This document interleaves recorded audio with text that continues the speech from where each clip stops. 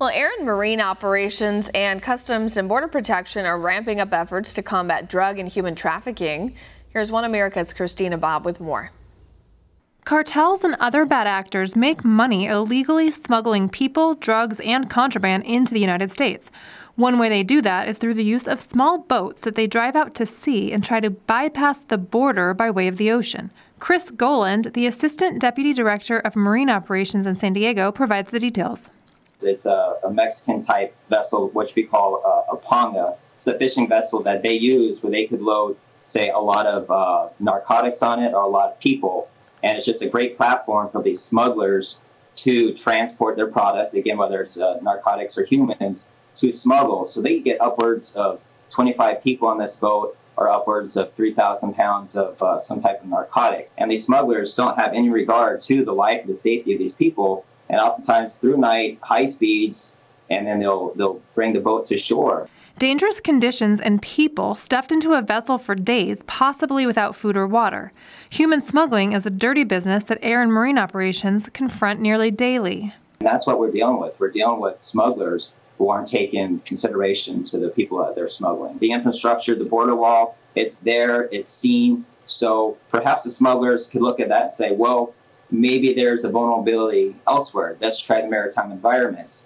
And with that, so they, it's the perception that they could perhaps get through by the maritime environment because they can't get by the wall. The wall has helped funnel smugglers to more predictable locations, resulting in higher apprehensions. What we call here in San Diego the regional coordinating mechanism. It's just all these law enforcement agencies that work together in a friendly environment to have a huge coverage up our coast.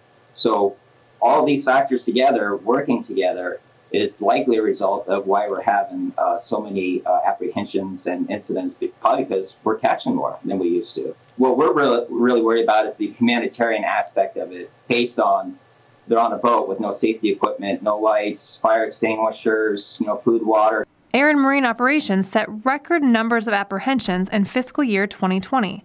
More apprehensions means more rescues as smugglers endanger the lives of those paying for passage to the United States. And it's a lucrative business with high profits, with low overhead. They could get upwards of $10,000 per person. So let's say they have 20 people on a boat that costs them maybe upwards of $1,000. You could look at how lucrative their profit is for them.